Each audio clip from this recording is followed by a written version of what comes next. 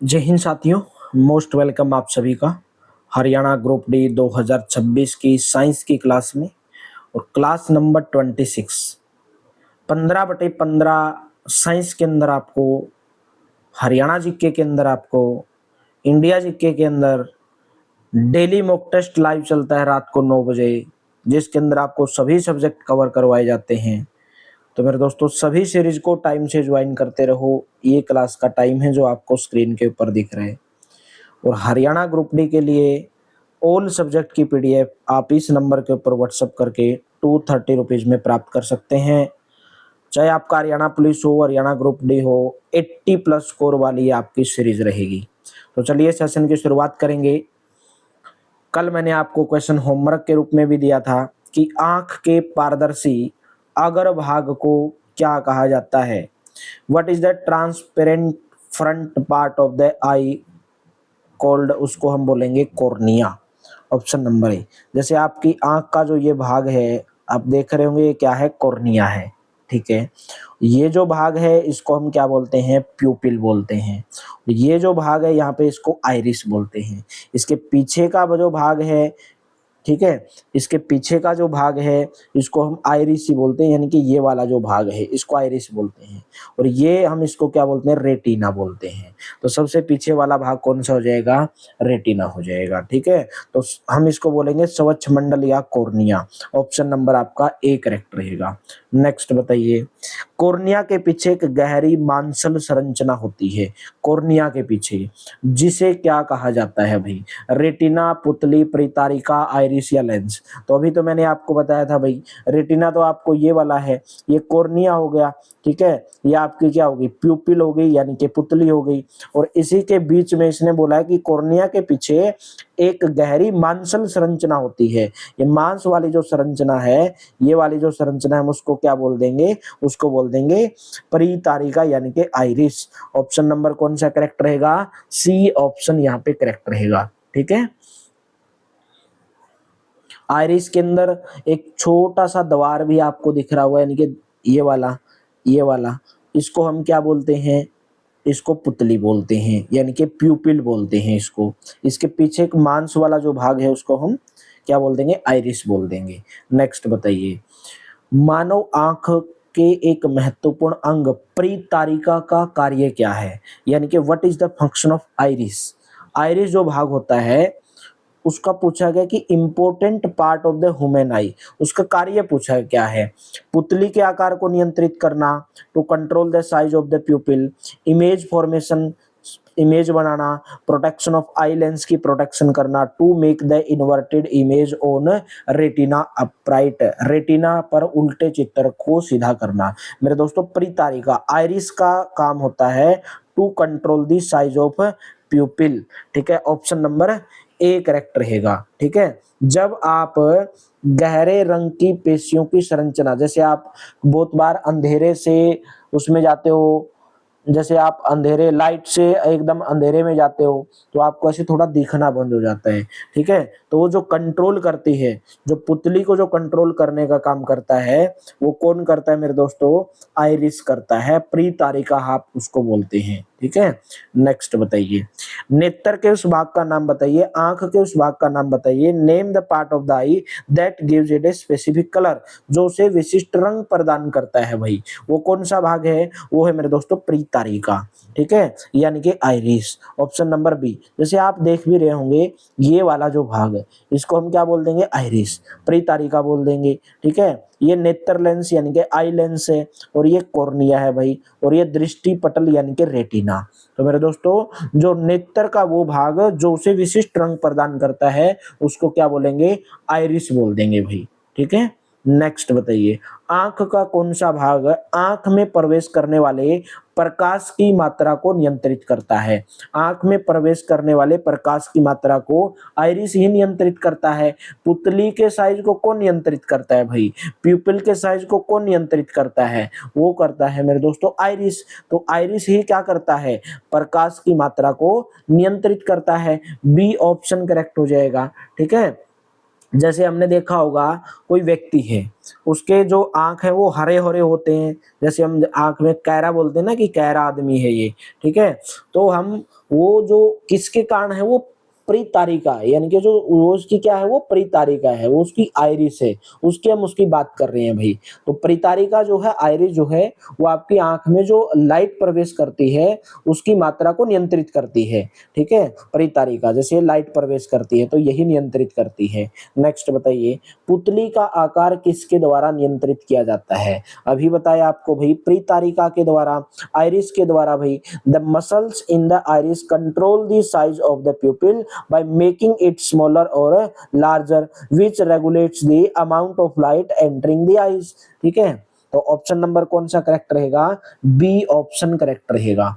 Next भाई, lens प्रकाश को आंख के पीछे एक परत पर फोकसित करता है, इस परत को हम क्या बोलेंगे? The lens focuses light on a layer at back of the eye, this layer is called, इसको हम क्या बोलेंगे? देखो, ये हमारी आंख का कौन से भाग है? ये आइरिस भाग है, ठीक है, आइरिस भाग है। और आइरिस भाग के बीच में और ये जो भाग है मेरे दोस्तों, ठीक है, इसके बीच में ये लेंस है।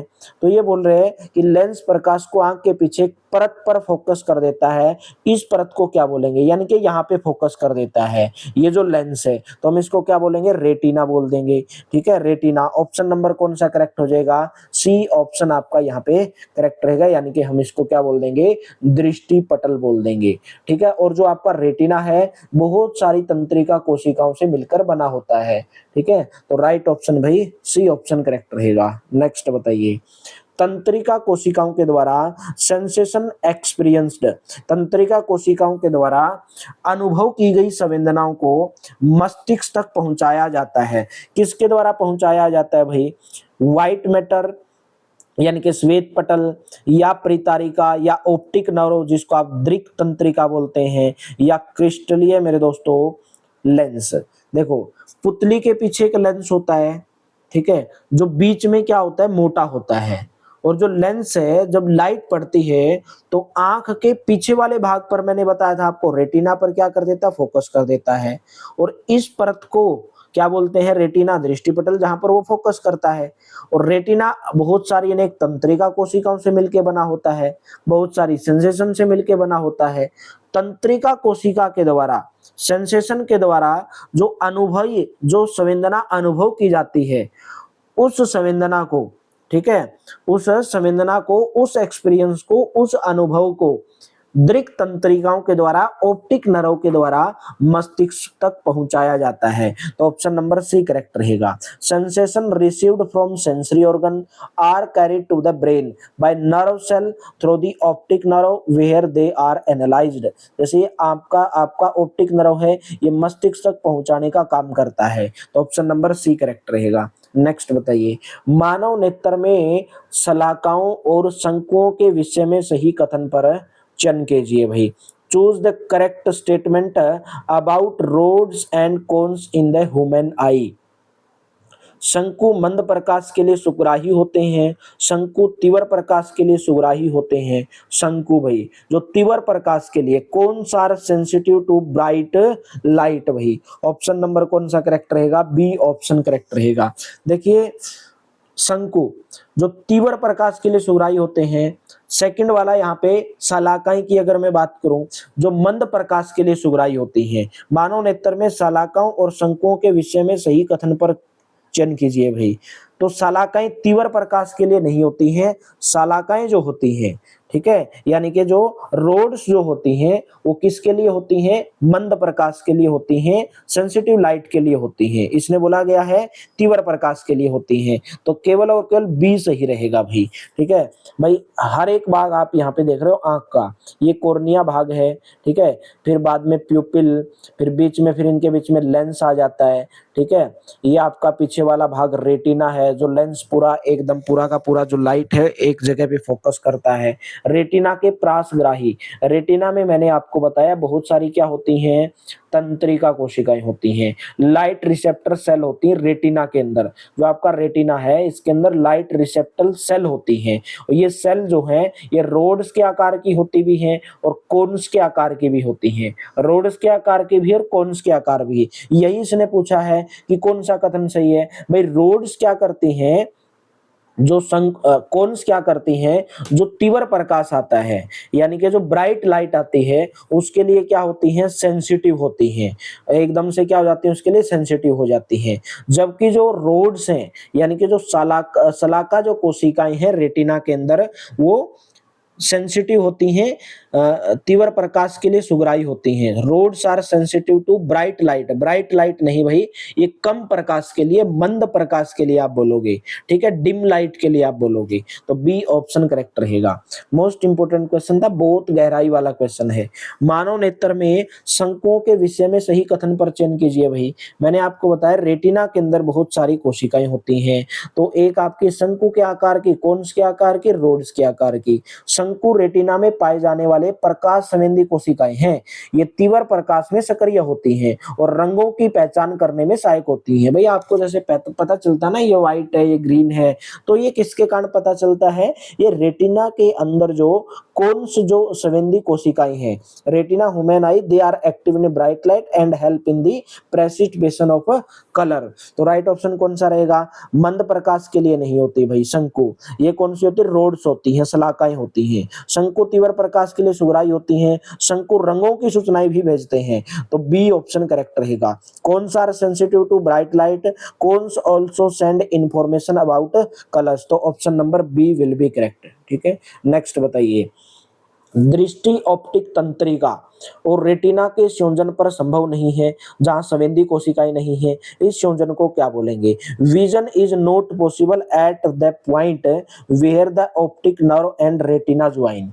ये क्या बोल रहे हैं, देखो ये आपकी आंख का क्या है, रेटिना है, और ये ऑप्टिक नर्व है, और ये यहाँ पे क्या होते हैं, यहाँ पे अगर आप देख रहे होंगे दोनों ज्वाइंट हैं, और ये बोल रहे हैं कि जहां पर vision is not visible at the point where the optic nerve and retina join, जहां पर रेटिना और ऑप्टिक नर्व ज्वाइन करती हैं, जहां रेटिना और ऑप्टिक नर्व तंत्रिका मिलते हैं, लेकिन यहाँ पर कोई भी स्वेदन कोशिकाएं नहीं होती जहां पे ये मिलते हैं, ठीक है। तो यहाँ पे कोई भी स्वेदन कोशिका नहीं होती, इस संयोजन को हम क्या बोलेंगे, ठीक है, this point is called the, यानी कि इस पॉइंट को हम क्या बोलेंगे, इस पॉइंट को ब्लाइंड स्पॉट बोलेंगे। Option number be blind spot बोल देंगे, ठीक है, अंध बिंदु बोल देंगे, क्योंकि यहाँ पे कोशिका ही नहीं है, लाइट का कोई विजन ही नहीं है, जहां पर रेटिना और ऑप्टिक नर्व आपस में मिलती हैं। नेक्स्ट बताइए, एक छवि का प्रभाव मानव नेत्र के नेत्र पटल पर लगभग कब तक बना रहता है, और how long does the effect of an image remain on the retina of the human आई।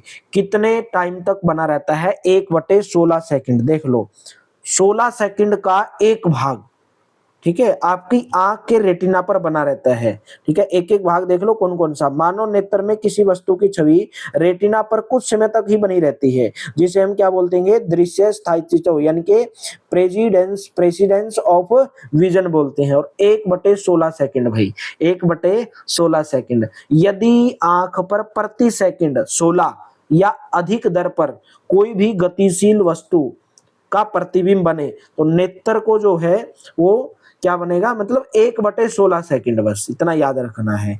एक सामान्य वयस्क मनुष्य के लिए सुस्पष्ट दृष्टि की न्यूनतम दूरी कितनी है भाई, एक सामान्य मनुष्य के लिए। What is the minimum distance of distinct vision for a normal adult. तो राइट ऑप्शन है ऑप्शन नंबर बी, यानी कि 25 सेंटीमीटर भाई। न्यूनतम दूरी सामान्य वयस्क मनुष्य के लिए 25 सेंटीमीटर होती है मेरे दोस्तों, ठीक है। ये न्यूनतम दूरी जिस पर जो मानव वस्तुओं को स्पष्ट रूप से देख सकता है, ठीक है। और जैसे जैसे आयु बढ़ती है तो ये क्या हो जाती है, बढ़ती जाती है, यानी कि आपकी आंखों की जो रोशनी, जो देखने की क्षमता है वो कम होती जाती है। तो right option B option.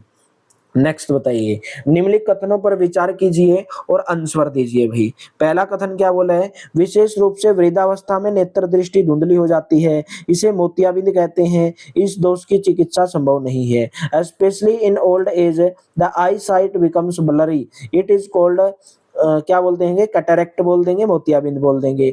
This defect can not be treated, सही है भाई। वह न्यूनतम दूरी जिस पर नेत्र वस्तुओं को स्पष्ट देख सकता है आयु के साथ कभी भी परिवर्तन नहीं होती रहती है। The minimum distance at which the eye can see object clearly never changes with age. भाई दोनों के दोनों गलत नजर आ रहे हैं मेरे तो, इसमें से तो कोई भी सही नहीं है, ना तो पहला और ना दूसरा भाई। क्यों?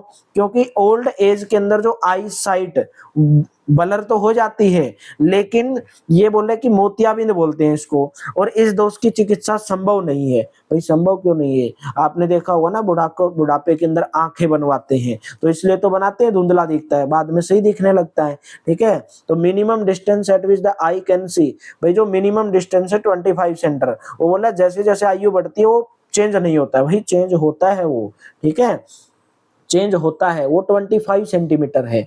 और विशेष रूप से जैसे जैसे बुढ़ापे में जाओगे तो आपकी आंखों की जो है वो धुंधली हो जाती है। क्यों हो जाता है? क्योंकि आपके आंखों का जो लेंस है वो धुंधला हो जाता है, और ऐसा होने पर ये कहा जाता है कि आंखों में मोतियाबिंद हो गया है, और इसके कारण आपकी जो दृष्टि है वो कमजोर हो जाती है। ठीक है, देखिए कभी कभी ये ज्यादा गंभीर रूप ले लेती है भाई। अगर आंख ही बिल्कुल खराब होगी तो अलग बात है, आंख ही चेंज करनी पड़ेगी। लेकिन अगर इस दोष को, अगर मोतियाबिंद को जल्दी संभाल लिया जाए तो चिकित्सा हो सकता है, चिकित्सा इसकी संभव है भाई। ठीक है, जो अपारदर्शी लेंस है, जो ओपेक लेंस है, उसको हटा करके एक आर्टिफिशियल लेंस लगा दिया जाता है आंखों के अंदर भाई। ठीक है, उसे आप आराम से देख सकते हैं। तो दोनों के दोनों कथन इसके अंदर गलत है। सूर्य या किसी शक्तिशाली लैंप का अत्यधिक तीव्र प्रकाश अथवा लेजर टार्च का प्रकाश किसको क्षति पहुंचा सकता है? रेटिना को, आइरिस को, लेंस को, या इनमें से कोई नहीं? भाई ज्यादातर आपके रेटिना को क्षति पहुंचा देगा वो। ठीक है, ज्यादा अगर तीव्र प्रकाश आंख की रेटिना को नुकसान पहुंचा सकता है। स्थायी दृष्टि यानी कि परमानेंट विजन आपको लॉस हो सकता है। जैसे आपने देखा होगा कभी और वेल्डिंग वगैरह वगैरह करते हैं, अगर आपकी आंखों के अंदर एकदम से चमकारा लग जाता है ना आंखों के अंदर, तो ज्यादा लाइट आ गई मतलब, और वो लाइट आपकी आंख सहन नहीं कर पाई, तो आपकी रेटिना खराब हो जाएगी। रेटिना खराब हो जाएगी तो परमानेंट विजन लॉस हो जाएगा, यानी कि परमानेंट आप क्या हो जाओगे? अंधे हो जाओगे मेरे दोस्तों। ठीक है, सर दर्द हो जाएगा, आपको सर दर्द होने लगेगा। तो ऑप्शन नंबर भाई ए करेक्ट रहेगा, रेटिना।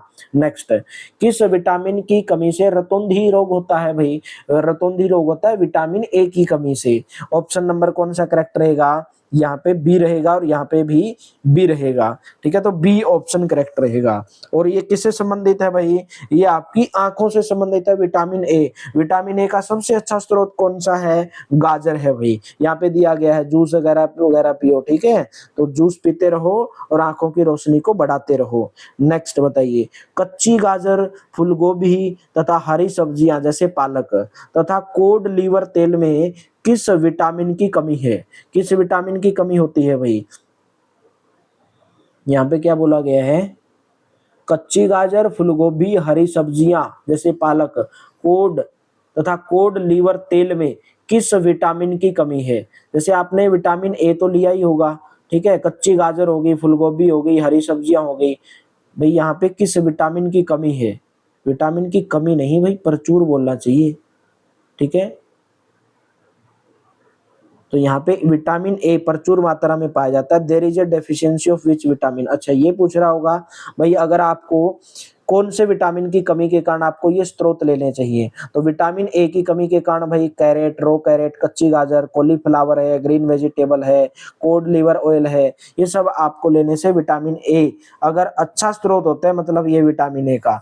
बाकी अंडे, दूध, दही, पनीर, मक्खन, इसके अंदर आम, पपीता, इसमें भी विटामिन ए भरपूर मात्रा में पाया जाता है। ब्रेल पद्धति में कितने बिंदु पैटर्न होते हैं? ब्रेल पद्धति में, ठीक है, बताइए कितने बिंदु पैटर्न होते हैं? How many dots are there in Braille system? तो राइट ऑप्शन रहेगा ऑप्शन नंबर भाई 63, डी ऑप्शन करेक्ट रहेगा। ब्रेल सिस्टम का मतलब जो जिनको दिखाई नहीं देता है ना, जो अंधे हैं, जिनको आंखों से दिखाई नहीं देता है, वो इसी पद्धति के द्वारा, इसी सिस्टम के द्वारा वो हाथों से ऐसे पता लगाते हैं। ठीक है, ए बी सी डी ऐसे। तो उसके अंदर ब्रेल पद्धति में कितने बिंदु पैटर्न होते हैं? 63 होते हैं। डी ऑप्शन करेक्ट रहेगा। नेक्स्ट भाई, चाक्षुष विकृति युक्त युक्तियों के लिए सर्वाधिक लोकप्रिय साधन। The most popular add for person with visual defect, जिनको विजुअल डिफेक्ट है भाई, जिनको विजुअल डिफेक्ट है, जो नहीं देख सकते, तो उनके लिए भाई वो है मेरे दोस्तों braille. Option number B correct रहेगा, ब्रेल कहलाता है। ठीक है, 1932 के अंदर ये पद्धति अपनाई गई थी। ठीक है, ऑप्शन नंबर बी रहेगा। नेक्स्ट बताइए, यहाँ पे आपका चैप्टर स्टार्ट होता है आपके आसपास के जो मटेरियल्स हैं उनको जानना। ठीक है, पहला क्वेश्चन है, पौराणिक समय में पदार्थ की प्रकृति के बारे में प्रचलित विचारधारा क्या थी? The prevalent view about the nature of matter in ancient times, matter were continuous like pieces of would, पदार्थ लकड़ी के टुकड़े की तरह सतत होते थे, पदार्थ रेत की तरह के कणों से मिलकर बने होते हैं, matter were made up of particle like sand. तो दोनों की दोनों स्टेटमेंट सही है, both statement are correct, option number C. ठीक है, बहुत टाइम तक, बहुत समय तक पदार्थ के बारे में, सबस्टांस की प्रकृति के बारे में, मैटर के बारे में बहुत सारी विचारधाराएं उस टाइम पे चलती थी, क्योंकि खोज नहीं हुई थी।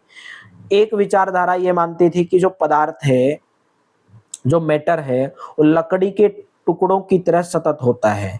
ठीक है, पीस ऑफ वुड। और अन्य विचारधारा का ये मानना था कि जो मैटर है वो क्या होता है, वो रेत की तरह के कणों से मिलकर बना होता है। ठीक है, तो दोनों की दोनों विचारधाराएं सही थी। पदार्थ की कणों के बारे में सही कथन को चयन कीजिए। Choose the correct statement about the particles of matter. Particles of matter, when temperature increase the kinetic energy of the particle of matter decrease, when temperature increase the kinetic energy of the particle of matter increase। ये सही है भाई। क्यों? देखिए, जो पदार्थ के जो कण हैं, मैटर के अंदर जो कण होते हैं छोटे छोटे, उनके अंदर कैसी ऊर्जा होती है? गतिज ऊर्जा होती है, काइनेटिक एनर्जी होती है। ठीक है, अगर आप टेम्परेचर बढ़ाओगे तो जो कण जो है पदार्थ के अंदर, उनकी गति तेज हो जाएगी। इसलिए टेम्परेचर बढ़ाने से कणों की गति में the kinetic energy of particles of matter increase.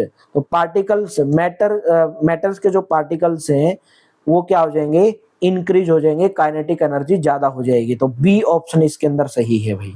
Next बताइए, निम्नलिखित में से गलत कथन की पहचान कीजिए। ठोस की निश्चित आकार एवं स्पष्ट सीमाएं होती हैं। नेक्स्ट बोल रहे हैं, ठोस में आइडेंटिफाई दी फॉल्स स्टेटमेंट भाई। ठीक है, गलत कथन बताना है।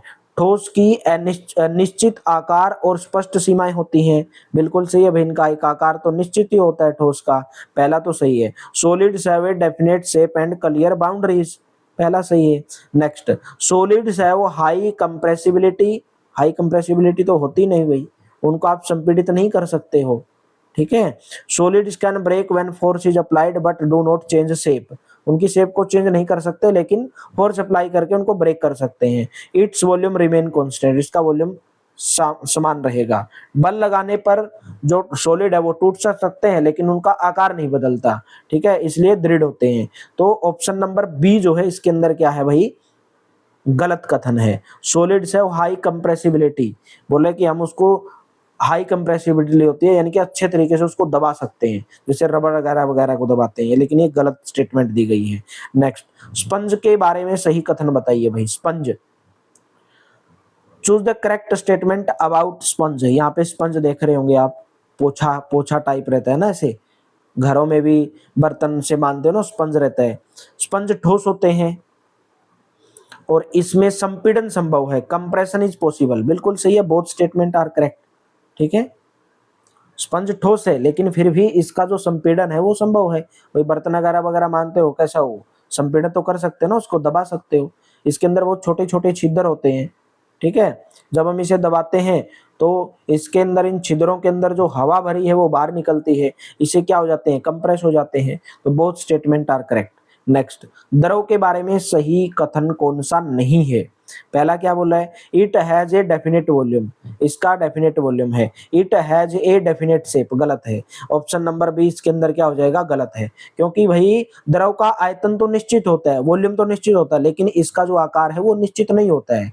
द्रव बहते भी हैं, बहते रहते हैं भाई, द्रव को अगर पानी को उड़ेल दोगे तो बह जाएगा, उसका शेप बदल जाएगी। It has property of diffusion, इसमें विसरण का गुण होता है, बिल्कुल सही है। The rate of diffusion in liquid is more than that in solid, solid से ज्यादा होता है डिफ्यूजन, ये भी सही है। ठीक है, तो ऑप्शन नंबर बी जो है इसके अंदर, इसका आकार निश्चित होता है, ये इसके अंदर गलत है।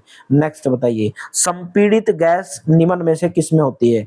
Compress gas is found in oxygen cylinder, या एलपीजी, या सीएनजी, या सभी के अंदर भाई। संपीड़ित गैस तो इन सभी के अंदर है भाई। आपके घरों में खाना बनाने के अंदर उपयोग जो की जाती है वो कौन सी गैस है? एलपीजी गैस प्रयोग करती है। अस्पतालों के अंदर भाई ऑक्सीजन सिलेंडर, ऑक्सीजन लगाते हैं। ठीक है, वाहनों के ईंधन में आजकल सीएनजी का प्रयोग होने लग गया। ठीक है, तो इसके अंदर ज्यादा कंप्रेसिबिलिटी है, कंप्रेस्ड होने की अधिक आयतन। ठीक है, संपीड़ित जो है इसका काफी अधिक है, यानी कि कंप्रेस्ड ज्यादा हो सकती है ये, और कंप्रेस्ड ज्यादा होने से ठीक है आयतन यानी कि कम ही उसमें समेट जाते हैं। जैसे ये सिलेंडर है, इसके अंदर इसको संपीड़ित करके भरा जाता है कंप्रेस्ड करके, तो ऑप्शन नंबर डी यानी कि उपयुक्त सभी आ जाएगा। नेक्स्ट, विसरण की दर सर्वाधिक किसमें होती है? In which state is the rate of diffusion is highest, rate of diffusion highest किसमें होगी? सॉलिड में, लिक्विड में, या गैस में? तो रेट ऑफ डिफ्यूजन ज्यादा होगी गैस में। डिफ्यूजन का मतलब है फैलना। ठीक है, रेट ऑफ डिफ्यूजन विसरण की दर। ठीक है, विसरण की दर, विसरण की दर भाई, क्योंकि गैस अगर फैल, गैस को आपने देखा होगा सिलेंडर भी थोड़ी देर खुला रह जाए ना तो इतनी बास मारना लगेगा, बहुत ज्यादा गंध आने लगेगी भाई। ठीक है, तो विसरण की दर सबसे ज्यादा होगी भाई, उससे कम होगी भाई उसमें मॉडरेट होगी लिक्विड में, और बहुत कम होगी भाई विसरण की दर सॉलिड के अंदर। तो विसरण की दर बढ़ती कैसे है? सॉलिड, लिक्विड और फिर गैस, गैस में सबसे ज्यादा होती है। तो ऑप्शन नंबर कौन सा लगाओगे? सी ऑप्शन करेक्ट रहेगा। ठीक है, गैस फैलती भी बहुत तेजी से है। किसमें पदार्थ की कणों की गति ज्यादा होती है? In which state of matter do the particles move with the highest speed? वो होती गैस के अंदर भाई। ठीक है, सबसे कम सॉलिड के अंदर, उसके बाद लिक्विड में, और सबसे ज्यादा गैस के अंदर भाई। ठीक है, सबसे ज्यादा गैस के अंदर भाई। चलिए नेक्स्ट बताइए, बर्फ का संगलन बिंदु कितने केल्विन होता है? बर्फ का संगलन बिंदु, the melting point of ice, ice का मेल्टिंग पॉइंट होता है 273 केल्विन। ऑप्शन नंबर सी भाई, यानी कि 273.16 केल्विन।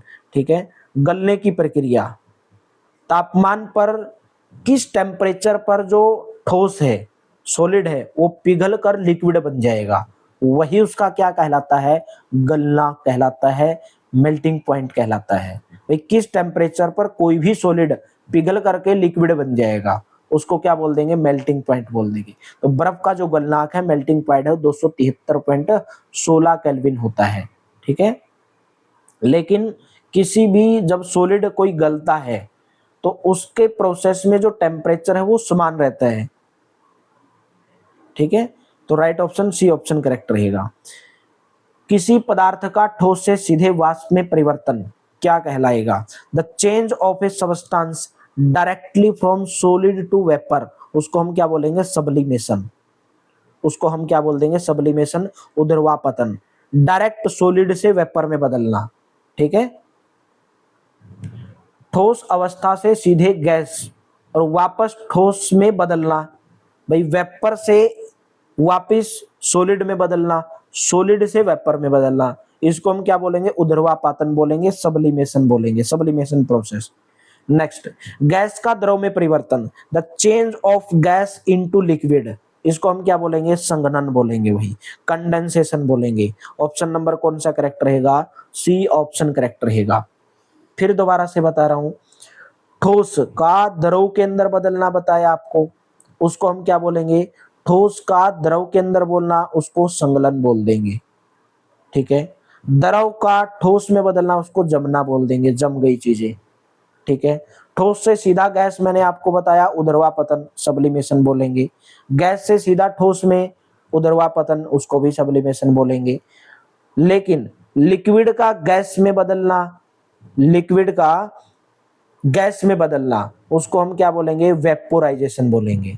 लिक्विड का गैस में बदलना वेपोराइजेशन, गैस का लिक्विड में बदलना उसको हम संघनन यानी कि कंडेंसेशन। नेक्स्ट बताइए, वह टेम्परेचर जिस पर सॉलिड द्रव में परिवर्तित हो जाता है उसको हम क्या बोलेंगे भाई? The temperature at which A solid change into a liquid, उसको हम बोलेंगे मेल्टिंग पॉइंट भाई, द्रवणांक बोलेंगे भाई। ठीक है, मेल्टिंग पॉइंट, द्रवणांक पर ठोस का लिक्विड के अंदर बदलना मेल्टिंग पॉइंट भाई। नेक्स्ट बताइए, सोडा जल किसका एक उदाहरण है? ठीक है, सोडा जल, soda water is an example of, soda water example है विलयन का यानी कि सॉल्यूशन का भाई। ऑप्शन नंबर बी करेक्ट रहेगा। ठीक है, सोडा के अंदर जो आपने बुलबुले देखे होंगे वो कार्बन डाइऑक्साइड गैस के बुलबुले होते हैं। जैसे आप बोतल से पानी में गिलास में डालोगे तो बुलबुले उठते हैं, वो कार्बन डाइऑक्साइड के हैं। सोडा जल में जल होता है और कार्बन डाइऑक्साइड गैस होती है, उसका समान रूप से मिश्रण होता है और इसे हम क्या बोलेंगे? विलयन बोलेंगे यानी कि सॉल्यूशन बोलेंगे। एक आपसे पूछा जाता है, एक या एक से अधिक तत्व या यौगिकों से मिलकर जो पदार्थ बनता है उसको हम क्या बोलेंगे? मिक्सचर बोलेंगे, मिश्रण बोलते हैं। ठीक है, एक या अधिक तत्वों या यौगिकों के से मिलकर बनता है मिक्सचर यानी कि मिश्रण। नींबू जल किसका उदाहरण है भाई? नींबू जल मिश्रण का, विलयन का, निलंबन का, कोलोइडी का। तो द्रवों ये आपका है भाई विलन का, सॉल्यूशन का। ऑप्शन नंबर कौन सा करेक्ट रहेगा?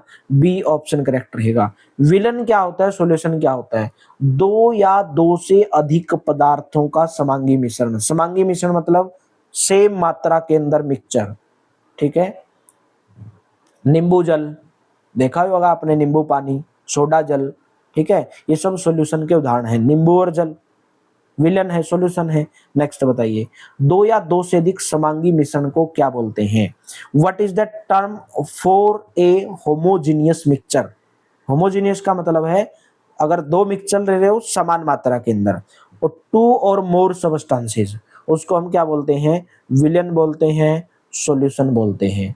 ठीक है, विलन यानी कि जैसे नमक का पानी है, सोल्ट वाटर है। ठीक है, कोलोइडी यानी कि दूध हो गया, जैसे कोलोइड। मिश्रण चीनी का घोल, मिश्र धातु जैसे पित्तल होगी, एलोय, उसको हम क्या बोल देंगे? मिश्र धातु, ब्रास। ठीक है, तो राइट ऑप्शन भाई ऑप्शन नंबर बी। कोलोइड तो किसको बोल देंगे? यहाँ पे बोला गया जैसे दूध का उदाहरण दिया है। ठीक है, दूध का उदाहरण दिया, दूध के अंदर क्या होता है? पानी भी होता है। ठीक है, तो ऑप्शन नंबर बी करेक्ट रहेगा। दो या दो से अधिक समांगी मिश्रण को क्या बोलेंगे? सॉल्यूशन बोल देंगे भाई, विलयन बोल देंगे, होमोजीनियस मिक्सचर। ठीक है, नेक्स्ट बताइए, निम्नलिखित में से विलन के संदर्भ में सही कथन का चयन कीजिए। Select the correct statement regarding solution from the following. Villain अस्थायी होता है, सॉल्यूशन इज अ टेम्पोरेरी। ठीक है, सॉल्यूशन टेम्पोरेरी अस्थायी होता है। विलन के प्रकार, तो विलन के प्रकार तो मैंने यहाँ पे आप देख रहे होंगे, सिरका है, शक्कर अगर आपने मिला दी शक्कर का सॉल्यूशन है, नमक का कर दिया, आसुत जल का सॉल्यूशन है। ठीक है, नेक्स्ट बोला solution is a heterogeneous mixture, क्या सॉल्यूशन है? एक विषमांगी मिश्रण है। ठीक है, नेक्स्ट बोल रहा है path of light is not visible in solution. भाई जो लाइट का जो पाथ है वो सॉल्यूशन के अंदर विजिबल नहीं होगा। सेकंड में जैसे यहाँ पे एग्जांपल दिया गया, if solution is left undisturbed solute particle settle down. बोले अगर जो सॉल्यूशन है अगर उसको आप हिलाओगे डुलाओगे नहीं तो क्या हो जाएगा? वो बोला कि सेटल डाउन हो जाएगा, यानी कि जो अलग अलग पार्टिकल हैं वो नीचे बैठ जाएंगे। ठीक है, तो सही कथन का आपको इसके अंदर चयन करना है। सबसे पहले मैं आपको बताता हूँ विलयन सॉल्यूशन क्या होता है। एक समांगी मिश्रण होता है, यानी कि एक होमोजीनियस मिक्सचर होता है। ठीक है, होमोजीनियस मिक्सचर होता है और यहाँ पे बोला कि solution is a heterogeneous mixture. सही कथन का चयन तो ये तो गलत है भाई। ठीक है, सॉल्यूशन होमोजेनियस मिक्सचर होता है। Solution is a temporary, solution temporary अस्थायी होता है, सॉल्यूशन स्थायी होता है। ठीक है, टेम्पोरेरी नहीं होता, परमानेंट होता है। Path of light is not visible in solution, ये सही है भाई। If solution is left undisturbed solute particle settle down नहीं होंगे। ठीक है, अगर सॉल्यूशन को आप मान के चलो आपने नमक और पानी को मिलाया है, एक बार मिला दिया तो क्या नमक, अगर आपने उसको छोड़ दिया क्या नमक नीचे बैठ जाएगा? नहीं। तो ऑप्शन नंबर सी इसके अंदर क्या हो जाएगा? करेक्ट हो जाएगा, बाकी इसके अंदर करेक्ट नहीं है। ठीक है, नेक्स्ट बताइए। निलंबन के गुणधर्म के बारे में असत्य कथन को पहचाने। Identify the false statement about the properties of suspension. ठीक है, it is a heterogeneous mixture, these particles can be separated from the mixture by filtration method, these scatter the beam of light, these particles cannot be seen with the naked eye। ठीक है, तो यहां से इसका answer भाई आपको comment box में homework के रूप में देना है। अगर आपको क्लास बेहतर लगी हो, अच्छी लगी हो, तो वीडियो को लाइक करना, शेयर करना। डेली सुबह 7 बजे हरियाणा जी के हरियाणा करंट अफेयर्स, सुबह 11 बजे इंडिया जी के, साइंस डेली दोपहर को 2 बजे, और मॉक टेस्ट डेली चलता है रात को 9 बजे। जबरदस्त सेशन। ठीक है, तो जुनून के साथ में मेरे साथ बने रहिए, आपकी तैयारी जबरदस्त होगी, बेहतरीन होगी, और सिलेक्शन होगा 100% होगा अगर आप तैयारी करोगे, रिवीजन करोगे। Thank you, have a nice day. मिलते हैं कल की क्लास में।